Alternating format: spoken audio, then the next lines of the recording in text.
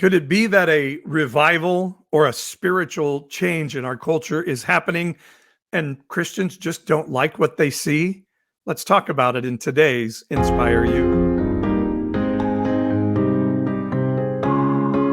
For many years, my wife and I were active in our local church community. I was on staff and in leadership in a church for 25 years, including 10 as senior leader of a church that I helped plant.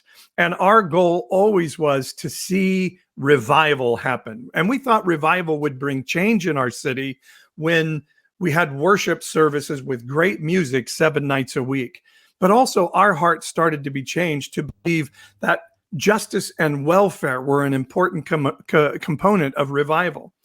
Most Christians want to see church services and salvations, but what if revival of your community meant something different?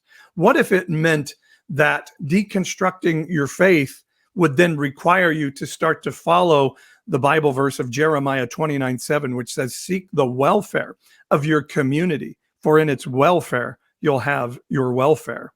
What if being in revival means Christians start to actually follow the command of the Bible that's given to us almost 2,000 times to seek justice for the poor, the foreigner, the marginalized, and the economically disadvantaged?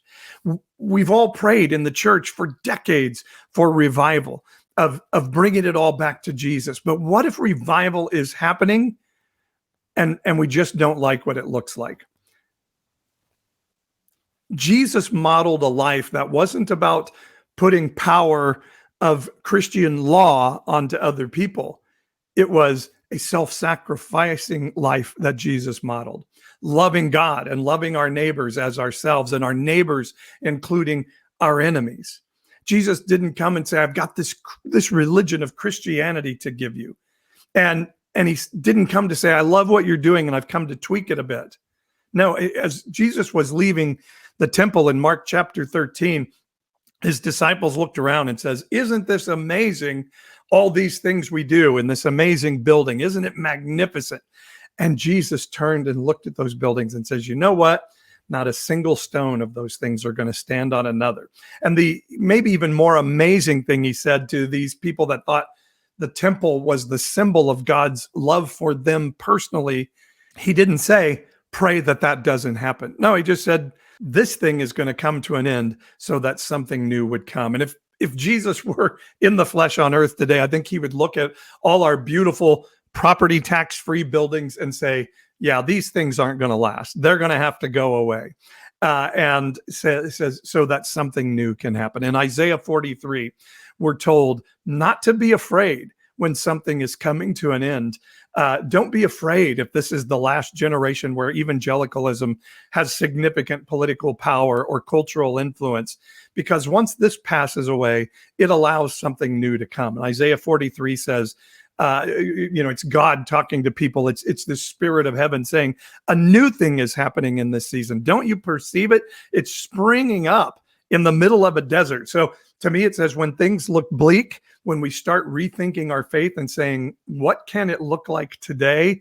Even if our belief system starts being torn down, we can say, oh my gosh, right in the middle of all this calamity, something new is springing up that can connect us with heaven. And as my wife and I were looking for a revival of church services, now we're looking for a revival where people are getting connected spiritually to the goodness of this Spirit of heaven, this divine goodness that drives us to be our best self and understand our interconnectedness with one another.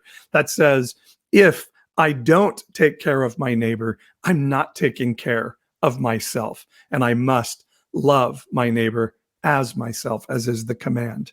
Isn't that an amazing story?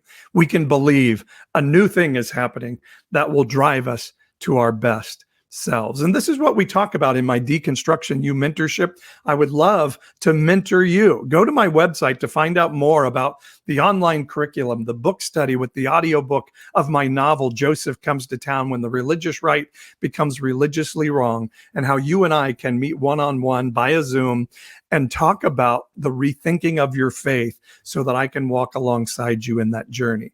pastor-paul.com is where to go to check it out. And I look forward to connecting to you very soon. I hope you're inspired today because you know what? You inspire me.